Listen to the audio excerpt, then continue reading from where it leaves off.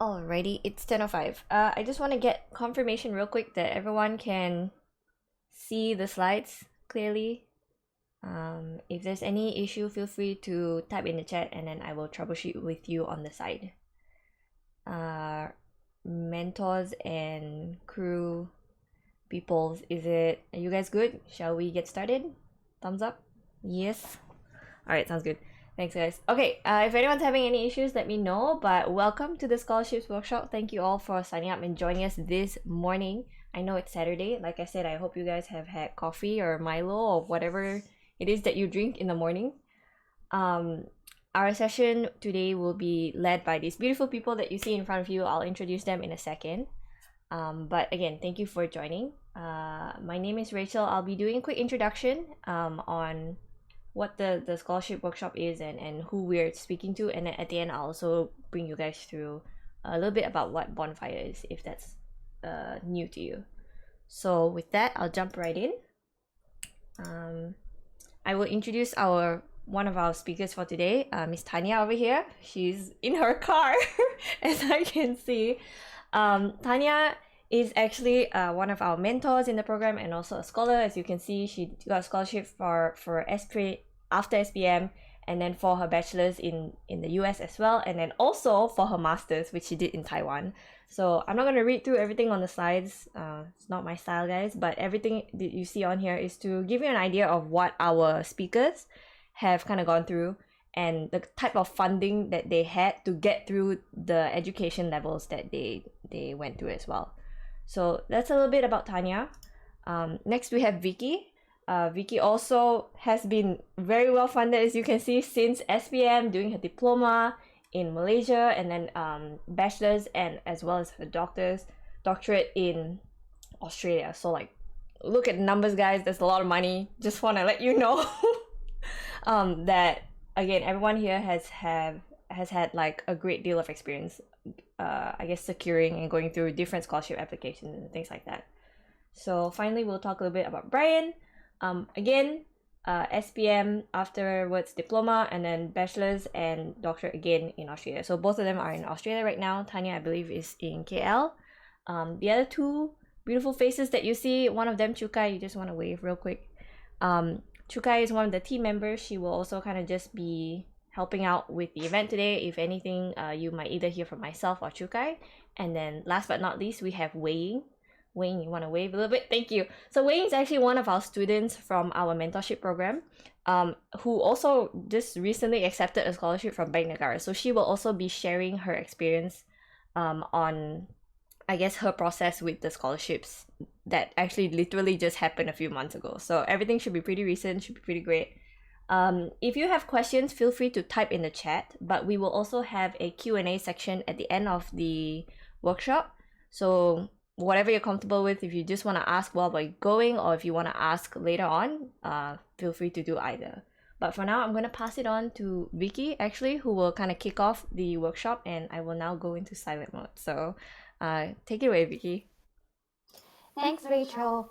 Good morning, everyone. So hopefully, as Rachel mentioned, you have all had your coffee, have your tea or whatsoever to keep you awake for this beautiful Saturday. So today's agenda, we will be really focusing on three sections. Like I'll be doing some introduction around like before you start your application, and then I'll pass on to Brian and Tanya to do the other two sections. So next. So just a very brief general perception about scholarship. So people always think that you have to be smart, you have to have the best education, you have to be the best among the rest to actually score a scholarship. So in reality, there's a lot of other things that could actually score you a scholarship. It can be your exam results, which is one of it that is well known, but there are other things like extracurricular, what soft skills you have in terms of like your humanitarian work, leadership and soft skills, and sometimes your financial background or status would also determine whether you are eligible for a certain scholarship or not, and professional involvement and dreams, what kind of career you aspire to be, and there are different scholarships in respect to those, and it's important to explore these different options. So there are many different kind of scholarships where you can or understand who are the funding bodies are. That includes like local and international, and government, of course, Malaysian government are giving scholarship as well.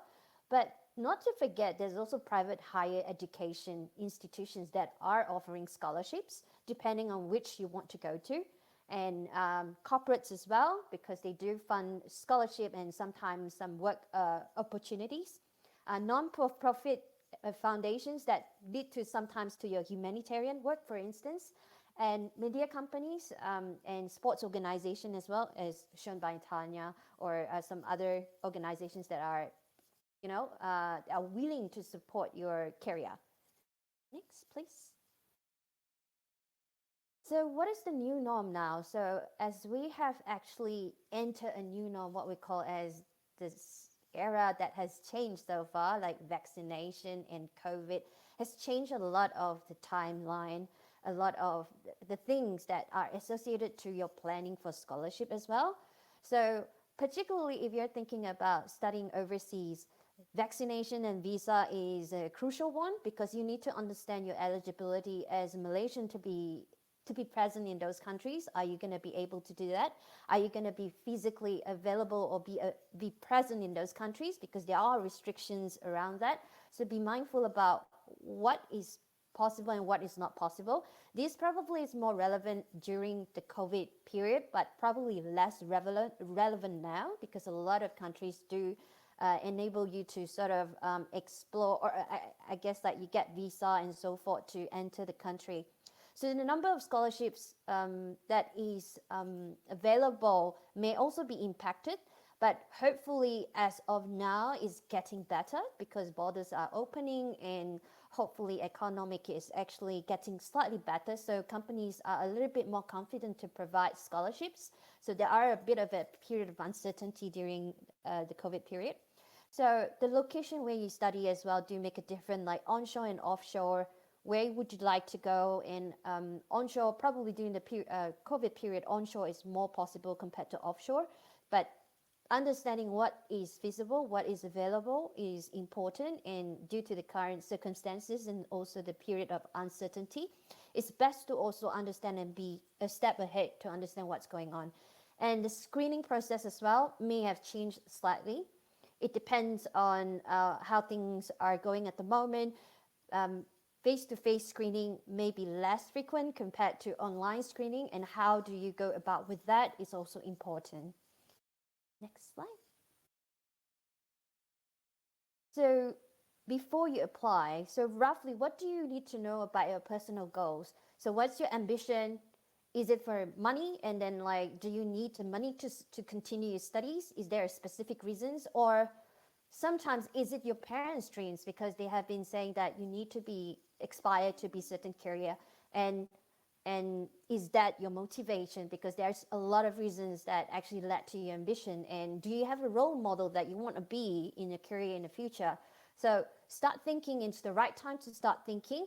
Having said that, if you don't know what to be as well, it's not the end of the world, but you need to start thinking about what leads to things that would enable you to understand what's my career goal, where I want to go, at least baby steps. You don't have to know specifically what career, but at least saying that I like certain subject, this give me joy. Maybe I should, lead to a career in those areas.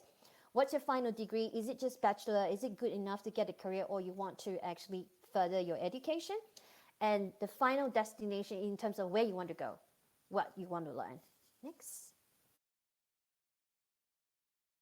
And in terms of where you want to go, it is depending on which country you want to go, and the lifestyle, living costs would affect all these things. So I won't further talk about this, but at the same time, it's really preferences, lifestyle. This is all personal preferences that you should take into consideration. Next. And your academic timeline, it's very similar to what it needs to be. So preschooling, bachelor. If you need to do master, you expect about 1 to 2 years, and then the PhD and internship, and what kind of professional recognition you want during your career. Next. I think that's the end of my side. I'll pass on to Brian.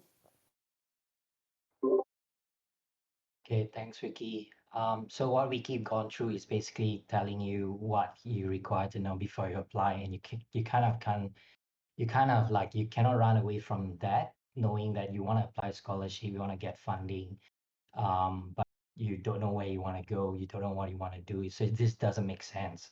So you definitely need to know what you want to do, where you want to do, all that. Then it kind of married with your scholarship at the same time. So looking at what the slides is basically going through what you are looking at in the application. So if you see at the top left regarding about homework, I can't stress this enough. So homework is something that you yourself will have to do. And you kind of know that you've seen the slides. There's so many universities, so many countries all around the world.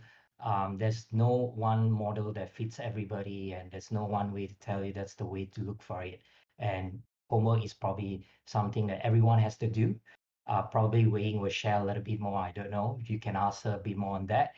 I'm pretty sure it's not an easy thing where you can just sit down tonight and say, okay, I'll go and apply a scholarship and hope that something will turn out good in a couple of weeks. So homework is something you have to do way in advance, and you can see the points that having 1 year of preparation will give you a better chance. So the earlier the better. But of course, if like for me, even I plan, I took like 2 3 years in advance to plan things. So you definitely have to plan way ahead. And there's one note there particularly saying masters by coursework has limited scholarships. I think there's one particular question that popped up just this morning. Someone asked regarding about masters, and I think this is pretty challenging on its own because masters by coursework is something that is harder to get, but masters by research is easier to get. So we can talk more if you have any questions on that. The second point is timeline. So this is also important to look at when your funding deadlines are and when the university is going to enroll you in. This is particularly important in the sense that you want to make sure you get the right funding at the right time when you go in, or do you want to go into the university with your own funding first and wait for the scholarship? So be aware of when the funding for your university and as well as your scholarship and how they go together. The third point is requirements. So the requirements are all those lists you can see from interviews. You cannot run away from it. Now they do more Zoom or like what we do now in Discord. Um, and you probably will hear like psychometric tests and things like that will come up again and again. This has been done for the past 10 years or 20 years, and it's still going on today. The only difference is that they just get harder and it just has more stuff in it. So you want to go through that and make sure that you fulfill uh, the to not to kind of like be prepared to face it mentally, but you cannot like train yourself and know like you go for a psychometric test and IQ test in 1 day and hope that you'll be super smart from one night, that kind of thing. But you got to know that these are the things that you have to go through. Collect data. I think you just cannot run away with that. Um, Prepare your CV, resume, and stuff. I think all those stuff. Um, Tanya will touch a little bit on that part. Basically, it's just trying to say how do you prioritize stuff and when you got to start early on that part. All right. Next slide. So this is partly probably one of the most interesting slide because it touches on what are the stuff or legal obligations that you're going to fulfill. If you don't do this well, you probably have to seek a lawyer at some point. But at the first point is that maintenance criteria, right? It's nice to know that you have gotten your scholarship. It's nice to know you have X amount of money that you can do whatever you want, but it doesn't mean you will be there forever, right? It doesn't mean you'll be there throughout your course. So you got to make sure that you know how much you need to fulfill. You don't want to get 16 A's or 20 A's or 30 A's in your SVM or your degree or your whatever, and then move on to the next degree, and then getting the scholarship and not be able to maintain, and then you have to go back to wherever you were at that point. So make sure you know that. And also, it's good to know that when before you sign your legal contract, get to know the details clause by clause. I would really encourage you to go through word by word. If you have any friends or relatives that are in a legal firm, walk through with them. And that will help you a lot because that actually has a lot of implications. One example is that if you are thinking to do postgraduate like masters or like PhD, then how do you want to deal with it if you have a bond? As soon as you finish your bachelor's degree, then are you able to go continue your master's or PhD, or do you have to serve a bond first? These are the questions that you probably have to answer, or probably have to at least know when you're doing your when you're gonna apply or you're gonna accept your scholarship. And I guess the last but not least part is the penalties. Um, it's good to know also as well that how much you're gonna break and what kind of circumstances you're gonna face. Are you gonna get your guarantors into trouble, or are you gonna pay X amount or X amount times 1.5 or whatever? All these things are something that you probably have to know about that. All right. So next slide from here will pass on to Tanya to walk through with you. Thanks, Brian and Vicky, for sharing. Can you hear me? So sorry. Hello? Yep, you're good, Tanya. All right, good. Thank you. Yeah, so thanks, Brian and Vicky, for sharing those great tips. And now my part is just like the icing on the cake, right? What additional tips for that can help you, apart from doing all this research and also first thing, when you do your essay or do any preparation, make sure it's your content because you know best of what you are. I know that there may be times where you may have someone to maybe proofread it, and occasionally they may tweak a little bit too much and it's not your style anymore. Because writing all these essays is just the first step. Then later on you have the interview, right? So make sure when you write your essays are actually your own and yourself. Second is get organized. So earlier, Brian has mentioned about making sure that you have all your like certificates and all. First thing is to get organized, yeah, making sure you have all of that. And the other thing is really to proofread, right? We may have overlooked something, maybe forget one of the important documents. So proofreading, getting your friends, getting even your teachers, or even mentors if you have, to just proofread your documents and see what's lacking, and of course to rank them in order of importance, because different scholarships, I hope you're applying for more than one, but different applications, they see different thing, or they prioritize different aspects. So make sure for if you plan to do apply to different scholarships, you can even put in an Excel sheet, what are they looking for, what do you need. So having that really can help. Next would be to highlight or to market your key highlights. So everyone have their own strength and weaknesses, but most importantly when you go for this scholarship applications or even interview is to really highlight yourself. What can you bring to them out of it. If you are someone who is a very high achiever, you have a lot of things that you have done in school, find something that people when they read or they look at it, they're like, wow, we want to sponsor this person. Occasionally you might not know or realize, because you might think that this is nothing, this achievement is nothing, but then that's why proofreading is important, having someone to look through it and say, hey, this is actually very a worthy experience to highlight and market yourself and to put into your resume. So get creative, focus on what you're proud of, but most importantly, what your value of as well. And next is just resources. Google or any search engine is the best thing, the easiest way to get whatever you need. But know the key word when you do the search. If you're searching for a scholarship, location, university, degree, the keyword is very important, which I will share with you later. Always talk to your counselor or teachers. They have many experiences doing applications for scholarships, and really, they are your go-to. They can even proofread. So do go to them. Don't be shy. You may even need letter of recommendation from them.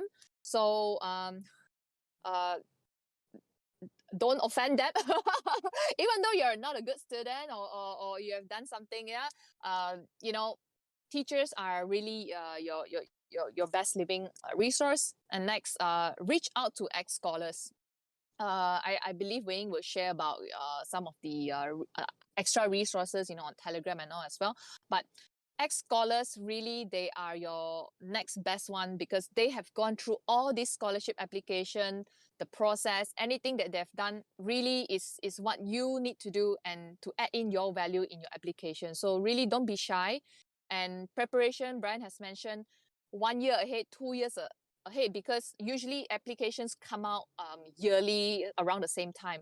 So let's say if you have 1 more year, it's a good time already. Start, preparing all the things that you need. And of course, reach out to these ex-scholars, because they may give you tips that you need to do or prepare 3 to 4 months before. So yeah, reach out to them. Yeah, time is crucial. And can you go next? So, of course, keyword scholarship Malaysia 2022. You can also add in if you have a specific degree or what. Yeah. So do go. You can. These three are definitely going to get you somewhere. But if you need something extra, you can always add it in to do your search. And there are so many scholarships out there with different criteria. So don't miss that. And can you go next? So this one is a little bit outdated. Apologies on that. You are not able to search on that. But if you're interested to know more about scholarships in Taiwan, do let me know and reach out to me. I can definitely share more about that. And next, this one, I really, really highly recommend. Go and do it, because this is a personality test. Of course, there are many out there as well. But it's good and important to know yourself, to know your strength and what you can bring forward, either to a team or even later, right? If you're getting a scholarship or applying for scholarship with private companies, they want to see someone that they can bring value to their company. They want to sponsor someone that they can have in their company. So do this personality test, know what your strengths are, and during the interview, use that and leverage on that, to highlight your value. And so hopefully whatever we've done, shared, you are ready for it. Again, understand the legal obligation, right? You get the scholarship, there may be a catch for it. Maybe 1 year, 2 year, or even 6 years that you have to work for the company, or the government. So make sure you don't get anyone else into trouble, your guarantors into trouble. And getting a scholarship is a beginning. You still need to maintain your CGPA. Different scholarships have different requirements. So getting it is one, maintaining it is another commitment. And if you have any other questions, feel free to reach out to us. Our contacts are there, email, LinkedIn. I think that's all from me. I try to be as quick, and I'll pass it on to Wei Ying. Okay, thanks Tanya, and good morning everyone. I'm Wei Ying, and now I'm a Bank Negara Malaysia scholar. Today I'm going to share about my experience in applying this scholarship after my SPM result release, and specifically I will talk about Bank Negara Malaysia scholarship. So as soon as you receive your SPM result, you can actually find the scholarship that you are eligible for, because most of the scholarship website will open only after the SPM result announcement day. But before that, of course, you can find information or read on articles that can help you in applying this scholarship. So there are 2 steps that you can do. First, you can search on the internet. For global scholarship, I have listed some of them. I think it's like every scholarship globally I listed here that you can apply using your SPM result. We have Bank Negara Malaysia Scholarship, JPA Scholarship, or we call it Program Penajaran Nasional, Yayasan Khazanah Scholarship, Petronas Scholarship, Yayasan UEM, PNB, Yayasan Samdabi, Yayasan TM, Shell, and Yayasan Tenaga Nasional. This sponsor body actually sponsors students to overseas. And the second thing is you can join Telegram groups. You have 3 Telegram groups that you can join, and in this group they will actually share the latest scholarship info there, and you can have a look on them and apply the scholarship that you can apply for. For Tanya Kakak Kembar Telegram is a discussion Telegram, so you can actually ask any question regarding scholarship there, and there will be someone answering your questions. And after you find and know what scholarship you can apply for, we go through the application process. First, like all sponsor body, you need to fill in the application form. And for Bank Negara Malaysia, you need to submit an essay with a maximum word limit of 600 words. In this essay, you are required to write about your career aspirations, how your chosen course of study will contribute to the bank and nation, and you need to explain or justify why you should be awarded a scholarship from Bank Negara Malaysia. Basically, in this essay, you need to promote yourself, tell them what is your passion, what you want to do for the country, to develop the country, and what is the special point on yourself that can help you, that banks should see, so that they can apply this, they can actually give you this scholarship. And in this process, the deadline is very, very important because application after the specified closing date will not be accepted. So I know there are a lot of scholarships that you can apply. Basically, got 10 until 12 scholarships that require really a lot of energy after your SPM. And I think, if I'm not mistaken, you need to apply all these scholarships in 10 days time, and some are earlier, like Petronas, you just have like 6 days time to apply for it after your SPM result announced. So you must make sure that you prioritize those scholarships that actually deadline very soon. And then like for Shell, I think, if I'm not mistaken, you have like 14 days to apply, so I apply it like the last scholarship. So this is the thing that you need to take note of, and most of the scholarship have 10 days to apply, so just maximize your time, use your time the best lah.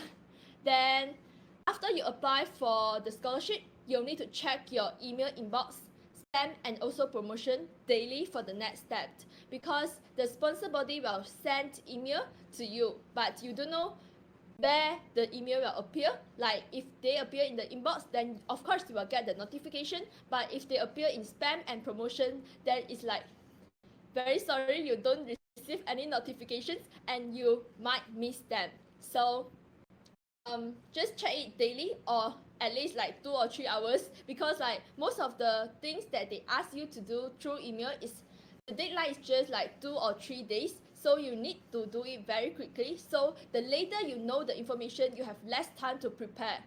Like the things that they will send to you through the email, including verification, like you need to send them document to verify you are the true person, and then they will tell you the interview information, like when is the time to interview, what should you prepare, what should you wear, and what is the time.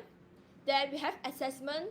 Some of the assessment is just psychological tests, and some of them is they need to test for your reading comprehension and also your maths. So next slide, please. Then is the Kijang Academy. If you are really lucky enough and you go to this stage, then you will basically go to a physical interview. So in Kijang Academy, we divide it into 2 parts. The first part is video submission. So you need to do 2 minutes video based on a given topic. And there are a few tips in snapping a video, because this is the kind of new. I think they started to ask scholars to do videos like 2 years ago or 1 year ago, I'm not sure. And you need to record them in landscape format so that your interviewer can see your video really clearly, no matter if they are using the phone or the laptop. The second thing is you need to ensure that your sound and video quality are clear for viewer. Then add caption, because you might speak unclear and your interviewer can't get what are you speaking. So adding a caption can help them to understand the content. The fourth is you need to be confident, energetic, and active. Don't just read the script. So take some time to memorize your script if you have any. And lastly, follow the time limit and topic given. 2 minutes means just 2 minutes. 2 minutes and 1 second will be disqualified, okay? And then we have psychometric assessment to identify your traits and personality. For this part, just answer honestly, be the best of yourself, be truthful. Okay, next slide. Then, if you pass the pre-assessment, you will go to the assessment day of physical interview at Sasana Kijang, which is the Bank Negara Malaysia, like their building at KL. So you need to go all the way down to KL, and it's a group assessment. You need to show your teamwork in group assessment and respect each other and be helpful. Then Participate actively by giving your opinion or idea, but please don't dominate. Give others a chance to talk. You need to treat your teammates like you want to get this scholarship with them together. And the last part is the individual interview session. The session is around 20 to 30 minutes, depends on you and your interviewer. In this session, you need to always stay calm and answer the questions accordingly. Just like give them example, give them elaboration so that they can understand you better, and don't be afraid or anything because the interviewer were very friendly. They are actually scholars like 10 years or 20 years ago, so they are in your place 10 years or 20 years ago, so they will try their best to make you feel comfortable. And lastly, prepare some questions to ask them. Just like this. Thank you.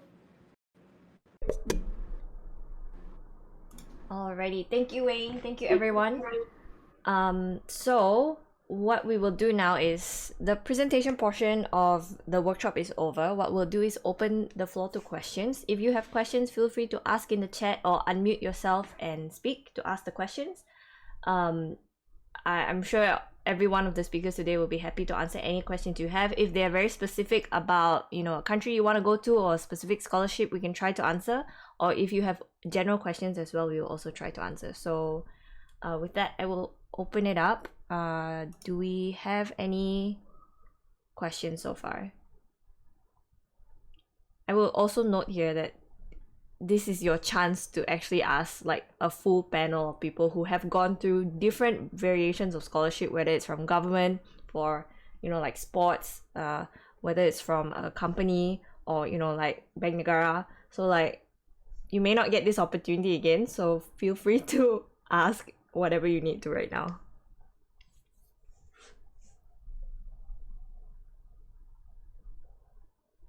Hey Rachel, I don't have a question, but I just wanted to share a comment, right? I really like what Wei Ying has presented, and time is very crucial. So earlier we did mention about the preparation. So if you have all these documents ready, you won't be so stressful. With 6 days to apply, yeah, it's quite short. And if you're gonna apply for like 5 to 10 scholarships, you're gonna spend the whole day, maybe even like 20 hours just doing applications. And I mean, I don't know Wei Ying, were you doing that? But I have gone through that, yeah. And some of the times are very, very limited. So preparation is so crucial. Yeah, I will say that having kind of experienced what Wei Ying is doing through Wei Ying, she was very on point with every email. Like she will update me that like, hey, I got this reply today, can you help me with this? So like she is actually doing all the things that she's telling you to do. She said check email every 2 hours. She's doing that, I'm very sure, because she will give me an update every 2 hours.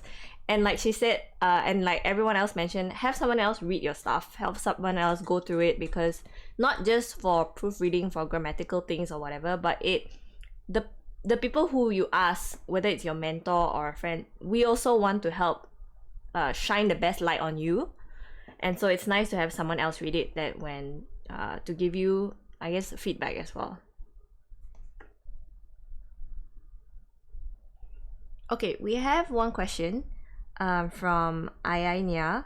Hi all, I'm graduating with bachelor soon and I'm interested to further my studies to a master's overseas, specifically in Australia. Hey, look at you, lucky day today. But I'm having trouble looking for scholarships that fund the program I'm interested to pursue. Any suggestions I could look into? Ayan, could you give us, I mean, if you're up for it, could you also give us your program that you're interested to pursue? And then I'll let I guess Brian, Vicky, anyone else who wants to answer, go ahead. So, hi everyone. Yeah, so I'll be hopefully graduating with a bachelor's of arts, teaching English as a second language. So I'm also interested to pursue a master's of arts. I kind of looked into the programs, and for Australia it will be TESOL, teaching English to speakers of other languages. As I think Brian mentioned just now, because most of the master's programs is a master's by coursework, and the scholarships are limited, and that's where kind of the hurdle that I've kind of bumped into right now, that I because a lot of the government scholarships that I've looked into, like JPA or Mara or even Bank Negara, if I'm not mistaken, they don't really fund arts programs or humanities programs. Not too much. They prefer a lot of finances and sciences. So I'm struggling a bit to kind of find more scholarship options for myself. So yeah. Just to kickstart with that, so I think with the area you're in, my recommendation is also to start looking at universities that may be providing those master courses and understanding if those universities providing scholarships. You will be quite surprised. Every universities in Australia actually do provide some sort of scholarship to international students.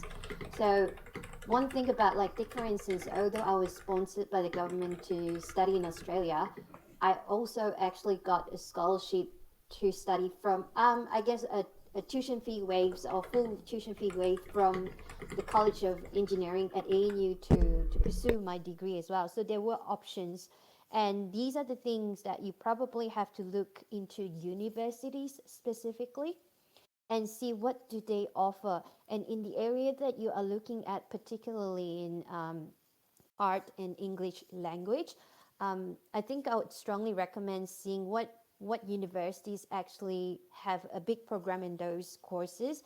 And because if they do establish quite an, I guess, reputation around teaching English and so forth, it doesn't have to be top universities, but you need to understand which university major on those and are actually producing or graduates that are in those areas. Like for instance, like in Australia or in Canberra, there's Australian National University and the University of Canberra. And if you're doing design and art, people would actually go to University of Canberra with apprenticeship. So it doesn't necessarily mean that you have to like aim for top universities and so forth, but you need to understand what does those universities offer you and what are their strengths. And if they are actually producing a lot of teachers, teaching programs like English language, this would be something that they would pay attention to. They would be providing more scholarships in those areas as well. So they may be hidden. It's something that you need to go into even college level in those specific universities to actually have those information. So the way you search, the way you sort of find those scholarship would be a bit different. It needs to be very targeted and not just general scholarship. So I'll probably pass on to Brian to add on or to have some other thinking about this. Yeah, I mean scholarships in for masters by coursework is definitely going to be hard. You cannot run away from it.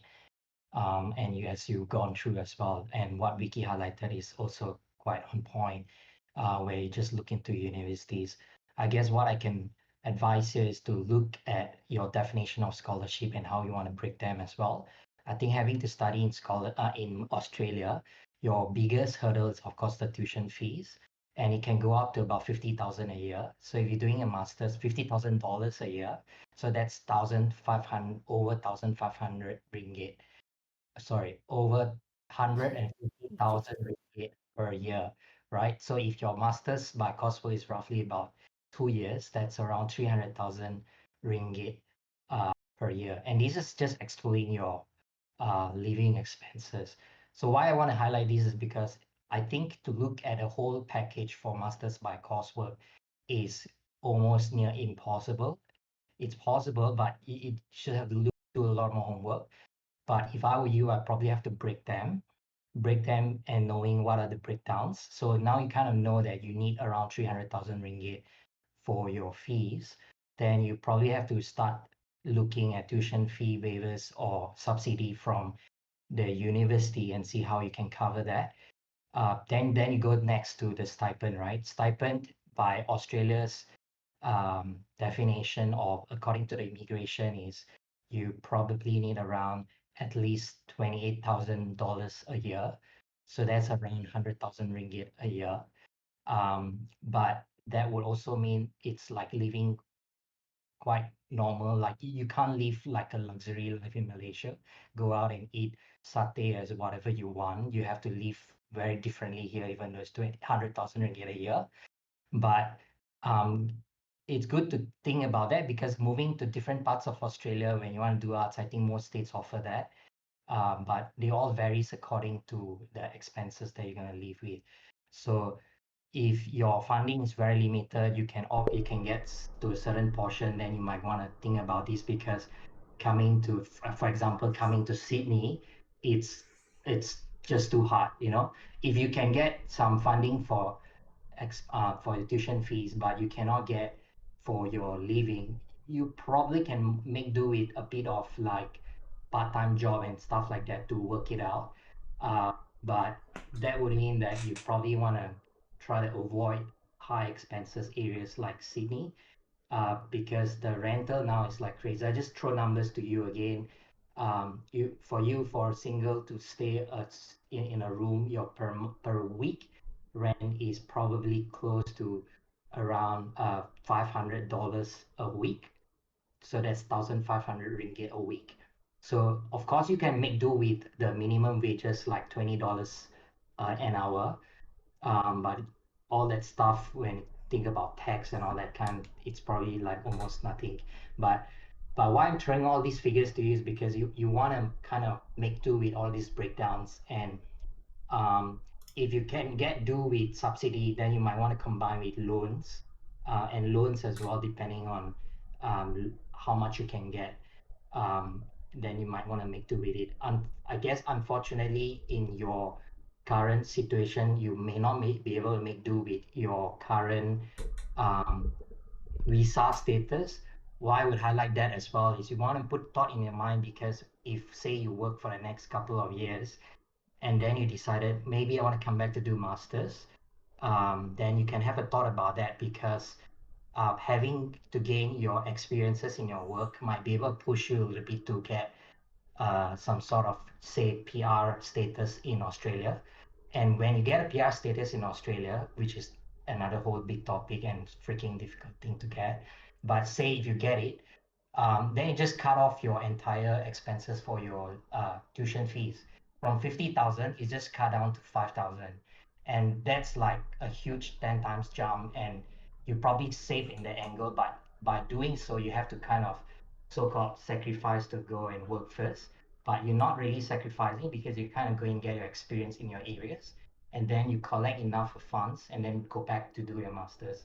So that could be one angle. It's not to say you cannot do, probably gonna take time. I guess you have to almost not to put too much hope on one whole full package, but kind of break down all of that and work out where you can take bits and pieces. And you're probably the best lucky bit of a whole package I can think of is philanthropies. If you can find some super prince from Saudi Arabia can give you a donation of 42 million or something, that probably will work out. But there are philanthropies out there, right? It's a matter of you finding the person able to fund that. And they may not get fund everything, but it's all depending on luck at the same time, finding the right people at the right time. But that is one possibility. I hope it helps. Thanks, Well, Vicky. I'm Thanks, not doing Brian. the end, but yeah. Okay, thanks you guys. Anya, if you have other questions and or any follow-up questions, feel free to ask in the chat as well. But we do have a question from Rahman. He says, "Hi Wei, I want to ask what type of achievement you highlight the most during your BNM scholarship process, and how much did you score during SPM? Is BNM Kijang scholarship only offered to pre-U A-level program, or is there foundation or other pre-U program being sponsored? Currently, I'm still an SPM student, interested to know more about the Kijang scholarship program." Okay, the achievement that I highlight basically because last 2 years we have COVID and most of the competition, actually there are not much competition out there, so I didn't actually highlight specific like competition achievement, but I highlight on soft skills. Like the soft skills that you can highlight in that I highlight is like I have like very strong self-learning skills, and I conducted a lot of online events, so I have soft skills such as time management, team working, let me see, team working, then stress management, and this kind of soft skills that you can highlight on your interview, because these are the things that interviewer wants or the sponsor body want. And how much did you score during SPM? So I scored 11 A plus in SPM, but it's not a must to score 11 A plus to apply for bank scholarship, because like I met a lot of scholars in my college now, and some of the scholars, they just got like 4 A plus or 5 A plus, but they still secure a scholarship, full scholarship, global scholarship, because they have a very strong personality, they have very good soft skills. So academic result is not a must for scholarship, just to clarify. And is Bank Negara Malaysia Scholarship offer pre-U A-level? Yeah, they offer pre-U A-level program, as well as IB, if you know it. And they will send you to 7 colleges around Malaysia, depends on what college you choose, including like College Yayasan UEM, College Tunku Jaffa, Sunway Taylors, Nexus, if I'm not mistaken, and 2 more. Yeah. Thanks, Wing. Rahman, did that answer your question? Do we have any follow-up questions? I'll just add to Wing's comment. I don't know what other essays you wrote, Wing, but I will also say she highlight a lot about her goals, and I think that Wing has very clear goals, and it shows in her essays and it shows in her video content as well. So that also, I think, push her a bit forward.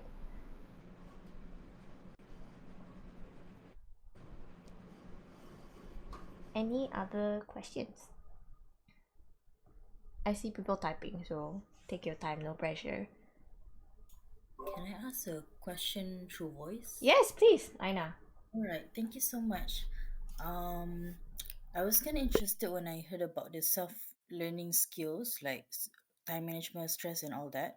And I have a question regarding, like for example, I've just realized there's a online platform like LinkedIn Learning, and they teach a lot of soft skills. They teach a lot about management skills, like a lot of different types of skills in that one app. And I was wondering if, for example, if someone doesn't volunteer much, but they use those courses like they learn from online, would that be alright as well to apply for a scholarship? Or is it better to also like, like volunteer and present those skills in the practical sense? As in, like, is it enough to just have a certificate of that skills, or is it something we have to indulge ourselves in the volunteering experiences to prove that skill? That's my question. Thank you. Thanks, Aina. Go ahead, Wing. Okay, well, I think that you apply you go for a course or whatever, it's like actually you want to improve your knowledge, that's a really good thing. But like some courses you can't apply it in your daily life. Like I'm taking like financial market course before I apply for my scholarship, so that's something that I can't apply in my daily life because I still haven't have a job yet. But it show to the interviewer that I have like prior reading or knowledge about this a little bit at least, to make sure that I'm interested in the part that I'm going to further my study in. And like if you say other soft skills, like maybe it's like Excel soft skills or presentation soft skills, then of course it's good for you to apply it in your daily life. But I think it's like better for you to practice, right? If for volunteering, it depends on what volunteering you do, because not every courses can actually apply into your volunteering job.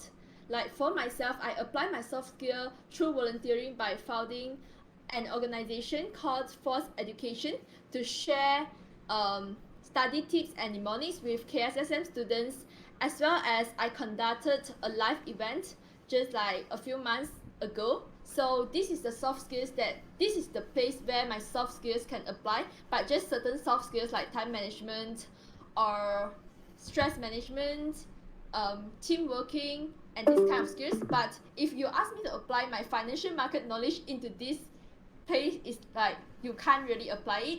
So it depends on what you learned and how you're going to apply it in your daily life.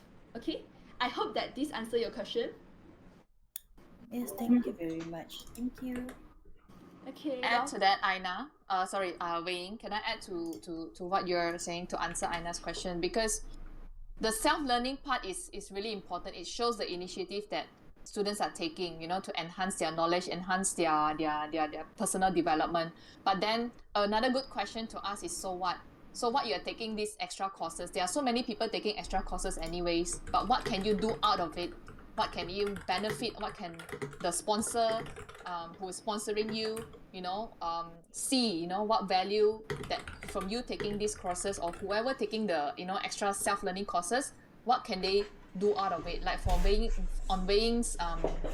on her experience is she used this, right, to show that, hey, you know, she is putting in extra effort, you know, the extra effort in understanding the scholarship, the financial marketing, everything. So whatever courses that you're taking are extra self-learning is important, but it's also important why are you doing it and how it benefits you or your sponsors in the future. And I really like Wei how she used examples like that to market herself also. That's very important. Okay, then there is a question from, I think, Nali, is it? Okay, so my teacher always tell me that PHJSK points are very important. Yes, PHJSK points are very important if you want to apply for local, such as Matriculasi, or Asasi UKM, or Asasi UUM, or this kind of Asasi. PHJSK point will be very important. I'm not sure is this important for local university, but for like preparation part for Matriculasi and diploma as well as Asasi is like kinda important, because they will take this into consideration to see that whether they want to offer you a place in Matriculasi, diploma, or Asasi. So does this play a part in getting the scholarship? Well, for most of the global scholarship, I would say most but not all, because some of the scholarship did see your PHJSK mark, but from my experience, most of them didn't see it. So is if you are aiming for global scholarship, then I would say that PHJSK part didn't play a very important role in applying for global scholarship, but it's very very important for local like Matriculasi, STPM, diploma, or Asasi. So if you are not sure whether you want to go global or local, then make sure that you score really high mark in PHJSK points. Okay, thank you. Thanks, Wing. Any other questions, guys? Some really good questions today.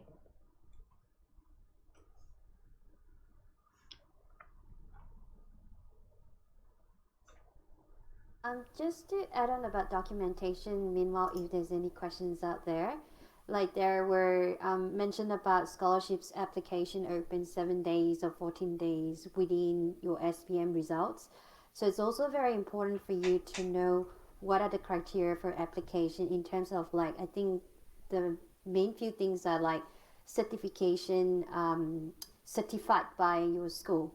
So knowing that that period typically is like school, you're off school and you need to go to school and get all the certification done, I would strongly recommend to actually have a look at past years, like what kind of documentation that you need, and ensure that you have all those certified information or documentation in hand, enough for all the scholarships that you want to apply.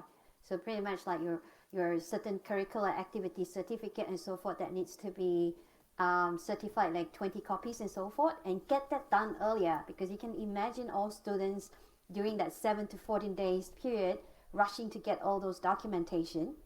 Make sure you prepare beforehand, and during the application process is really focusing on your essays and how you present yourself. So that would be something I recommend. And scan it and have a soft copy. Yeah. And even for some if you have already kind of sort of like a written essay already about, you know, about yourself or applications, you can also, you know, save it, or also have someone to peer review it. Yeah.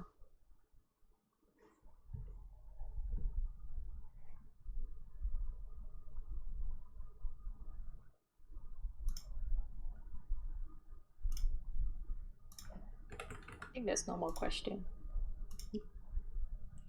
May I have the slideshow after this session? Yes. I can send it to you again. I will post it in the events section.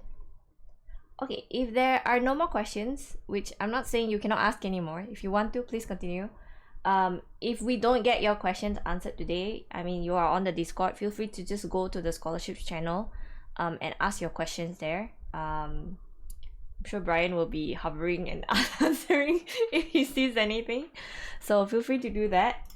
Before we wrap up today, again, thank you to all the speakers, Tanya, Brian, Vicky, Wayne, and Chuka as well for moderating.